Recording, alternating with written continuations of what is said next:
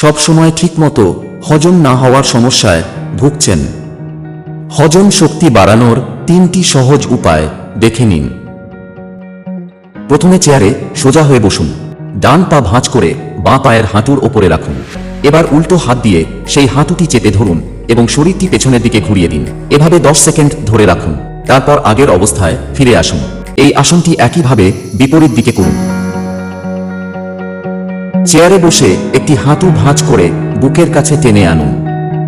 2 হাতের আঙুল দিয়ে হাঁটুটি শক্ত করে জড়িয়ে ধরুন যাতে পেটে হালকা চাপ লাগে। এভাবে 10 সেকেন্ড ধরে রাখুন। তারপর পা নামিয়ে অন্য পায়েও একইভাবে করুন। মেরুদণ্ড সোজা রেখে বসুন। নাক দিয়ে শ্বাস নিন এবং মুখ দিয়ে জোরে ফুঁ দিন আর পেটটা ভেতর দিকে টানুন। এভাবে পরপর 10 বার করুন। সুস্থ থাকতে অতিরিক্ত তৈলাক্ত খাবার এবং অনিয়মিত খাদ্যাভ্যাস বর্জন করুন। আরও জানতে আমাদের সাথে যোগাযোগ করুন। ভিডিওটিকে লাইক ও সাবস্ক্রাইব করতে ভুলবেন না।